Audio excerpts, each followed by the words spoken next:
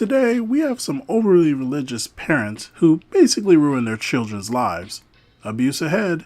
Let's get cracking. Okay, so my parents were average parents until they converted to a hardcore denomination of Christianity, like Westboro Baptist crazy. It was basically a cult.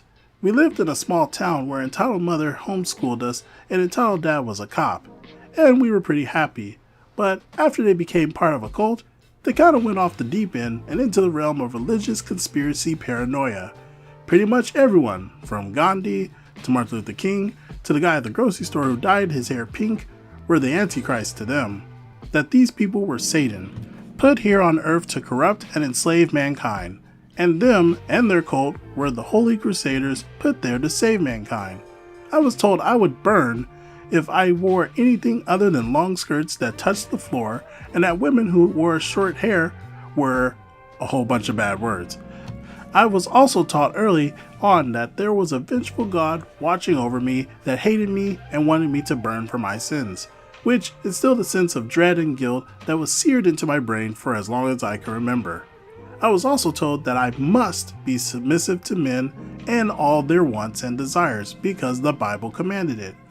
This not only taught me that I should just let men do whatever they want to me, some creeps took advantage of that during my early years, but it also contributed to my assault in my freshman year in college, which is a whole nother story.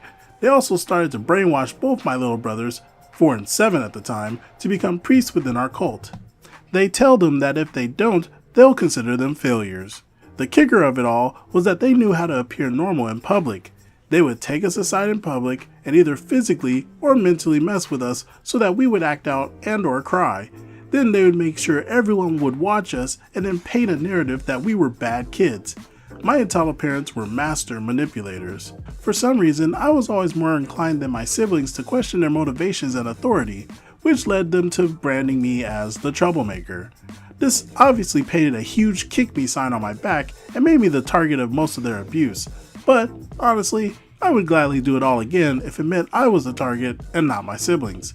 I was the only one who would actually tell them to their face, "You guys stink as parents." Oh, and they made sure I regret telling them that though. On top of crushing of self-esteem and destroying of dreams and whatnot, they were firm believers in the phrase of, "Spare the rod, spoil the child." For those of you who don't get it, it basically means if you don't discipline your child, then you're spoiling them. But instead of a rod, entitled mom would use a wooden spoon, hairbrushes, frying pans, ping pong paddle, mop, or whatever was closest to hit us. As time went on, we became numb to the beatings, but we needed to scream and cry because if not, she'd just get something much worse to make us hurt. I remember her beating me so hard that she snapped her hairbrush on me and then getting angrier and beat me harder because apparently I broke it. Once I got older though, I got tired of faking tears and stopped crying when she hit me. Entitled mother knew how much I loved my siblings, so instead, she just disciplined my siblings in front of me, so that hurt more than any physical pain to me ever have. Entitled parents also reminded me daily how they regretted having me and that they wished they could leave me, but didn't because they were good parents. They would go on and on about how lucky I was to have them and that no one else would be able to put up with me. They bullied my older sister a lot, behind her back, even to the point where on her wedding day, they told the whole bridal party that she looked like a because of all that makeup on her face. I was the only one who didn't laugh. Depression and anxiety took hold when I was around 12. I tried to let them know, but they didn't believe in mental illnesses. They believed either you were crazy or you weren't. They threatened me and said I would be locked up in an asylum if something was wrong with me. So I kept everything to myself. And like any middle schooler, decided to get a diary to get out all my thoughts. Now, because of being abused for so long, I started to truly believe I deserved what was happening to me. This led to self-destructive behavior. As I hated who I was, I began to have self-harm and suicidal thoughts, and my diary gave me an outlet. However, this all came to an end when one day I was called into the other room and I saw my parents standing in front of my bed holding my diary out in front of me. They had searched my room and read my diary.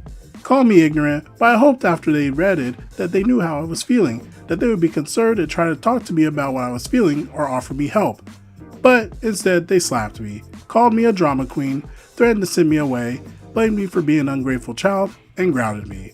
so I was left alone to deal with my mental health with no more diary to comfort me.